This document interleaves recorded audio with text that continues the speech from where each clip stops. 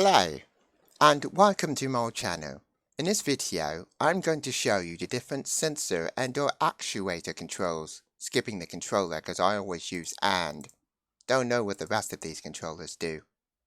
So we're going to start over here with the sensor. I'm also using UPBGE that you can get from any website, whether it's blender.org or upbge.org, I believe. I'll put a link in the description so you can download your free version of Blender so you can start making games. And if you want more videos, make sure you subscribe and click the bell notification button to stay up to date. Well, let's go over the sensors. First one up is actuator. Don't know much about this node, never really used it before. Second one up is the always sensor. It allows your mouse object to continue doing that motion or whatever you've set up in the controller or actuator over here in the logic editor. The logic editor is found in UPBGE or older versions of Blender that does have the logic editor. So here it is right here. Next one up is collision. Collision allows you, when an object comes in contact with another object, it'll do something. Depending on your controller setup. See, you've got pulse and then you've got MP, that stands for materials. So if it gets in contact with a specific material, it'll do something. Or if you set up a property name over here for that other mass object, the only way that mass object will do something is when it detects that other mass object's property over in collisions. Next one up is delay. It's just a timer that allows your object to do something when you set a specific time. So you got your delay and your duration, and you can repeat it, invert it. Just hover your mouse over it, it tells you what it does. Next up is joystick. You can set up a third-party controller and then use that to play your game that you're creating in Blender. Next up is keyboard, where you can set up keyboard controls to get your object to do something. Next up is message. Since we're in sensor, it's going to send a message to the actuator for the other mass object to do something. Consider it as text messaging. You see, in sensor, you're sending a message to the actuator to retrieve it. Next up is mouse. You can set up mouse controls. Get your object to do something. Next up is near. Near is a lot like collision, but you can set the distance for your object to do something when it gets in contact with another mass object. If you leave it empty, it will do something when it's in contact with the world collision or something like that. Properties. It allows your object to do something if you set up a property or an animation with a timeline or dope sheet or anything like that. Next up is radar. Radar is a lot like collision and or near, but the only way the object will get in contact or do something is when it gets in range of the fixed axis of that object. As you see, it's set in the x-axis, and then you got your angles and your distance. Then you got random. As the name implies, it does that. It randomizes stuff. And then last but not least, you got ray, which is a lot like radar. The only way that mass object will do something is when another object comes in contact with that object in a fixed axis. Skipping over controller. Over here under actuator, you got action.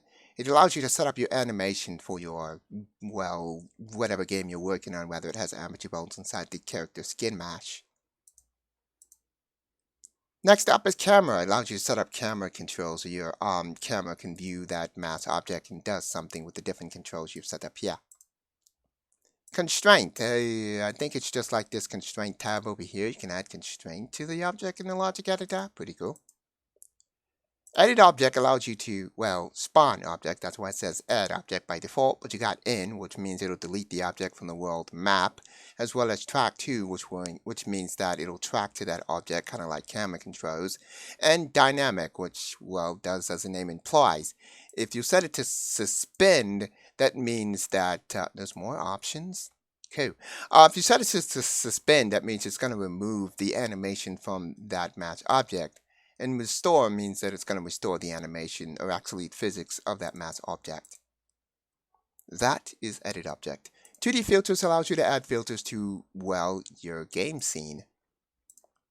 Next up is game. It allows you to, well, do all the stuff that is implied in game. You can start game from files, restart the game, quit the game, and you got all this other stuff. This one's new, screenshot.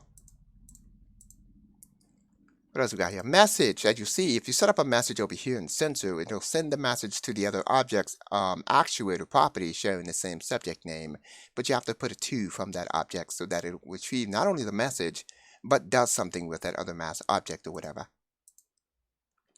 Mouse. You set up your mouse controls. It's new to me. I usually use Python script with older versions of Blender like Blender 2.68a that you can get from Blender.index page.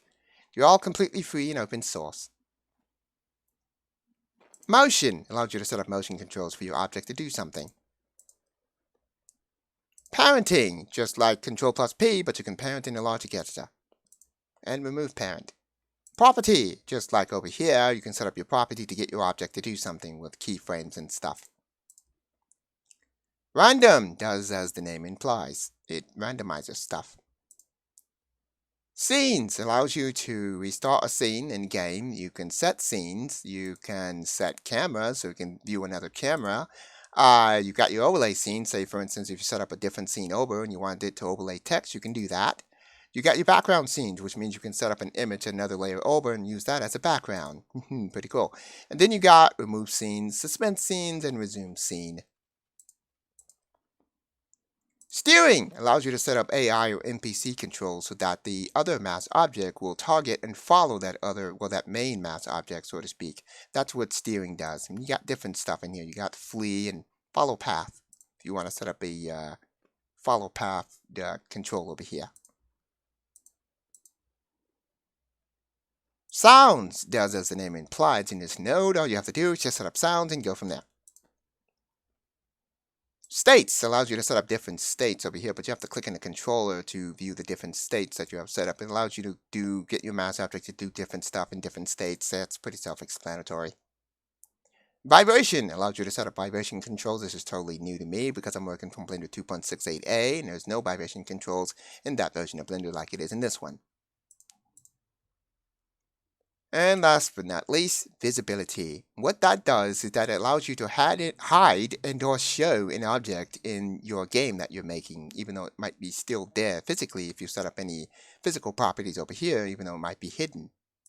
So that is all the sensor, skipping the controller because I always use and actuator controls. Hope you are enjoying this video. Once again, if you want to see more of my videos, make sure you subscribe and hit that bell notification button.